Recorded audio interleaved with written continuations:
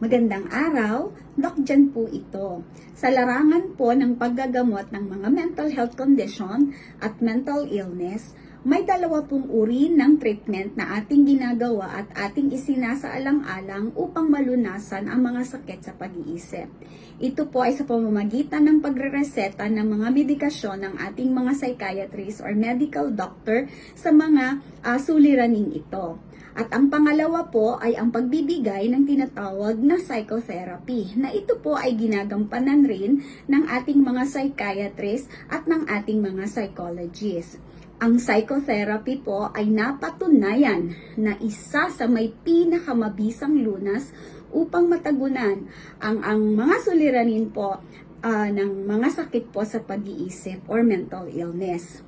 At madalas nga po na sinasabi ng ilang mga kliyente na ang psychotherapy ay malaki ang naitutulong upang maisban ang mga sintomas ng ilang mga mental illness.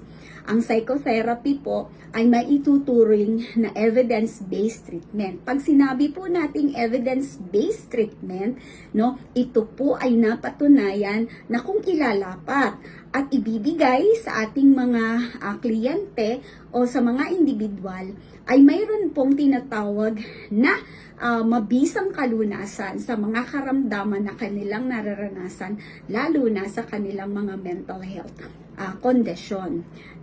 Ang gamot naman po ay mabisa rin na tumutugon sa pangangailangan ng ating mga kababayan, lalong-lalo na kung sila ay nakararanas ng severe symptoms ng mga mental illness na ito.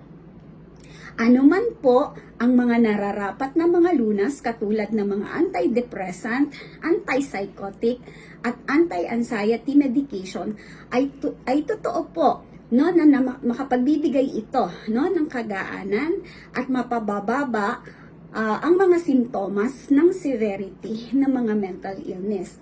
At kung ito po ay i-combine ng tinatawag na psychotherapy, ay mas lalong mainam at mabuti upang magkaroon po ng tinatawag na recovery or maiiwasan po ang pabalik-balik na sintomas ng mga mental illness o yung pong tinatawag na remission or relapse sa mga individual na nakararanas ng tinatawag ng mga mental illness. Kaya't bago po tayo sumangguni sa ating mga doktor, sa ating mga psychologists, ay kailangan na matasang mabuti ang ating mga pagnaranas or karanasan na ating nararanasan na may kinalaman sa ating pangkalusugang kaisipan. Kayo po ay hinihikayat ko na kung kayo ay nakararanas ng mga tinatawag na mental health problems na sumangguni sa ating mga medical doctor katulad ng psychiatrist at mga psychologists upang matasang mabuti ang inyong mga nararanasan sapagkat bagamat marami po ngayon ang nagkakaroon ng tinatawag na self-diagnosis, ang pagpunta pa rin sa ating mga mental health professionals at practitioners ang pinakamainam na ating gawin upang makasigurado tayo na ang ating mga pagdaranas at karanasan na ating nararanasan sa ating mental health ay magkaroon ng tiyak na diagnosis o mainam na pagtatasa. Nawa po ay makatulong ang impormasyong ito sa inyo, sa inyong pang-araw-araw na pangangalaga sa inyong mental health. Magandang araw po muli at pagpalain tayo ng ating poong may kapal.